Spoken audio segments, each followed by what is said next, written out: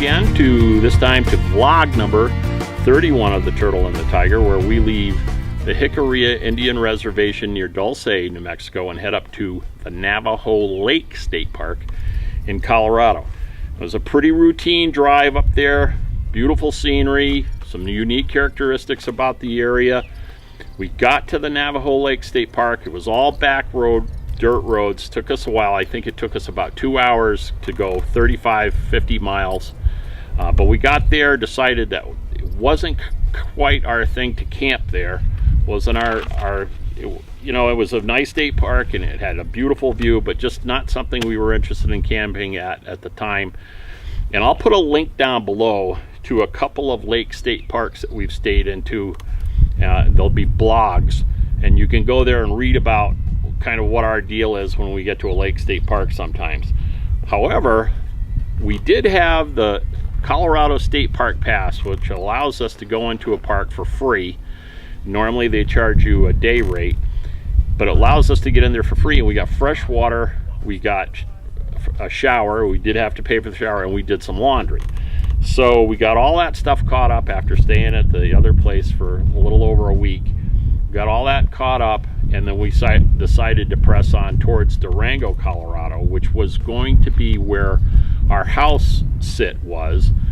In I think it was probably like a week away at that point, or 6 days away. So once we got done doing our thing at the Navajo Lake State Park, got back into the truck, I think we had a little lunch, and then we barreled off to Durango to a place called Junction Creek in the National Forest just northwest of the city of Durango. We got to Junction Creek probably around 6:30, 7 o'clock at night.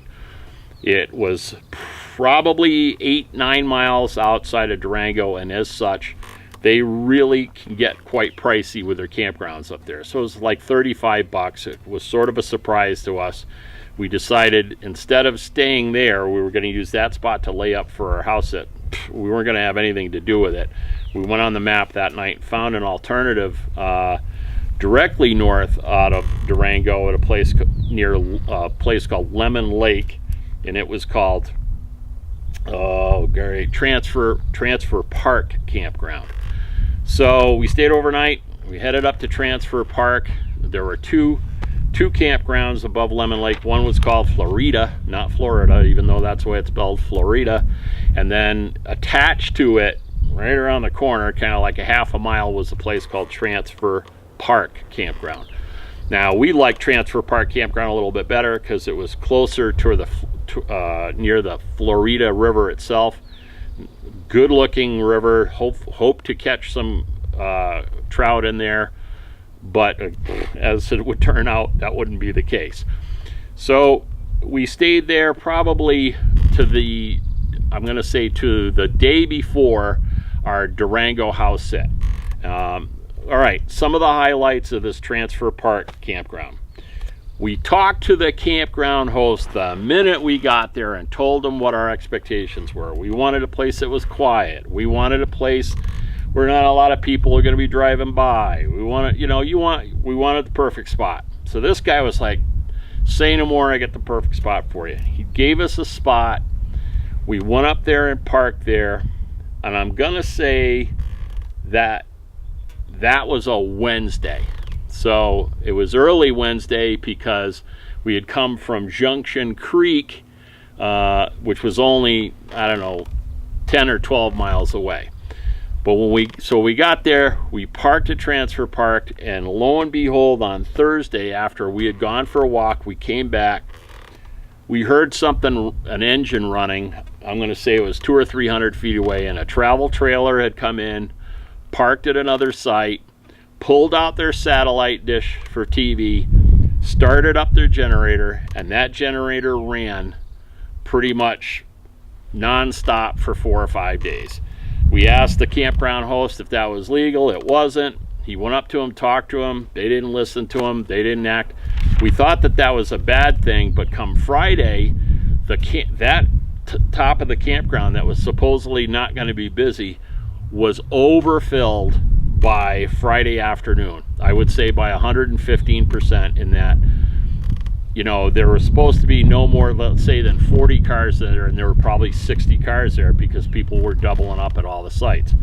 That wasn't a problem. I don't have a problem with any of that, but having a rig that looks like ours, it's sort of unique, and everybody wants to drive by and see it. And these dirt roads hadn't seen rain probably in 3 or 4 months, and every time they drove by, there'd be a dust storm. You could walk by and create a dust storm at that point.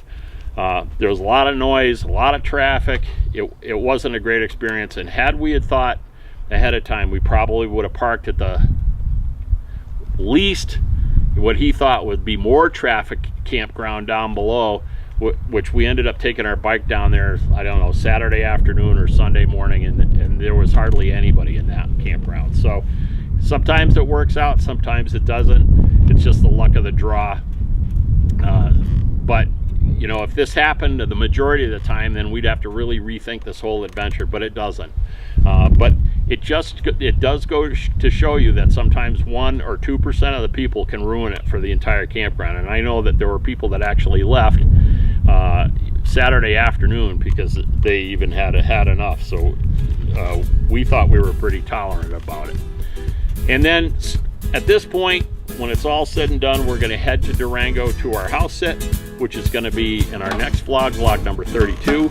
So until that time, take care and stay tuned. Bye-bye now.